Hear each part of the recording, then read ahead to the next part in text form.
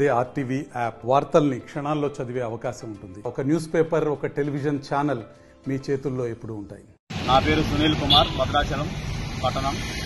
మరి ఈరోజు సమయం సుమారు 4:30-5 కావస్తా ఉంది. ఇంకా భద్రాచలం పట్టణంలో పెద్ద ఎత్తున ఎండ కొడతా ఉంది.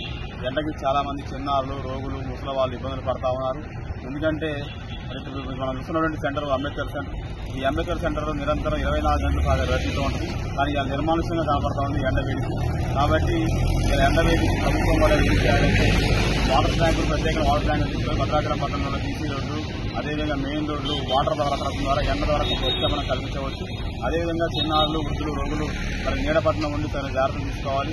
అదేవిధంగా చాలా మంది ప్రజలు కూడా శీతల పానీయాలు, నమ్మకాయ సోడాలు, జ్యూసులు, కొబ్బరి బొండాలు తాగుతూ బాడీని డీహైడ్రేషన్ కాకుండా చూసుకోవడం ద్వారా ఎండ వేడి నుంచి మనం రక్షించుకోవచ్చని వైద్యులు చెప్తున్నారు కదా. ఆ విధంగా సూచనలు పాటిస్తూ ఈ 2 నెలల పాటు ఎండాకాలం నుంచి రక్షణ కల్పించుకోవాల్సిందిగా మనమే స్వీయ రక్షణ పాటించవలసిందిగా ప్రజలు కోరుకుంటా ఉన్నాం. భద్రాచలంలో భానుడు బగబగలతో భద్రాచలం నిప్పుల కొలిమిగా మారిపోయింది. భద్రాచలంలో ఈ రోజు 48 డిగ్రీల ఎండ వేయడం ఉందని వార్తలు వచ్చినాయి.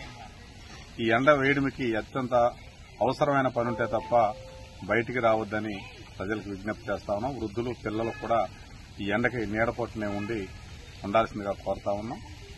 అత్యవసరమైన ఎండకు బయటకు వస్తే తల మీద ఏదైనా కండువా కానీ, టోపీ కానీ పెట్టుకుని కళ్ళకి నల్ల కళ్ళద్దాలు పెట్టుకుని బయటకు వచ్చి అత్యవసరమైన పని ఉంటే వెంటనే చూసుకుని వెళ్లిపోయి ప్రజలంతా కూడా ఈ ఎండ వేడి నుంచి కాపాడుకోవాలని ఈ సందర్భంగా తెలియజేస్తాం.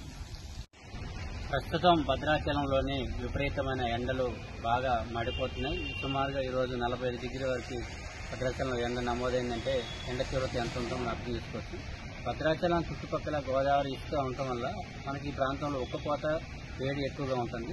అందుకే ఈ ప్రాంతం నుండి చిన్నపిల్లలు కానీ, వృద్ధులు కానీ బయటికి పంపకుండా వాళ్ళ ఇంట్లో ఉంచి వాళ్ళని మంచిగా మనం చూసుకునే బాధ్యత ఉంటుంది. అదేవిధంగా లిక్విడ్స్, త్వరగా జీర్ణమయ్యే ఆహార పదార్థాలు తీసుకొని ఎండ వేడికి వెళ్లకుండా మనం జాగ్రత్తగా పిల్లల్ని ఇంట్లో ఉంచుకొని, ఎండాకాలం సెలవులు ఉన్నాయి కాబట్టి ఆటలకైనా మనం బయటికి పంపించేస్తే చాలా ఇబ్బంది వస్తుంది. కాబట్టి తల్లిదండ్రులు కూడా పిల్లల పర్యవేక్షణతో ఉండాలి. ఈ యొక్క వేడి బాగా ఉంటుంది కాబట్టి పిల్లలకు కూడా పర్యావరణం మీద అవగాహన కల్పించాలి ఇంట్లో ఉన్నప్పుడు. నెక్స్ట్ వర్షాకాలం వచ్చినప్పుడు పిల్లలతో మొక్కలు నాటిపిస్తే ఇప్పుడు వచ్చే ఎండాకాలంలో కూడా ఇట్లా వేడి తక్కువగా ఉంటుంది కాబట్టి పిల్లలకు మంచి అవగాహన, ఇంట్లో వేడి వల్ల అవగాహన కల్పించుకుంటూ, ఎట్లయితే వృద్ధులు కూడా చాలా ఉంటారు వాళ్ళందరూ కూడా ఈ ఎండ వేడి తట్టుకోకుండా మంచిగా ఇంట్లోనే కూలర్లు కానీ, ఏసీలు కానీ వేసి వాళ్ళ ఇంట్లో ఉంచి వాళ్ళని కాపాడుకోవాలి.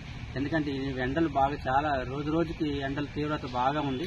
అందులో వచ్చేది మే నెల కాబట్టి ఇంకా ఎక్కువ ఎండలు ఉంటాయి కాబట్టి అందరూ కూడా చాలా జాగ్రత్తగా ఉండాలని నేను కోరుకుంటున్నాను. మరిన్ని వీడియోస్ కోసం ఛానల్ ని సబ్స్క్రైబ్ చేయండి. లేటెస్ట్ అప్డేట్స్ కోసం వాట్సాప్ ఛానల్ ని ఫాలో చేయండి. అండ్ లింక్ డిస్క్రిప్షన్ లో ఉంది.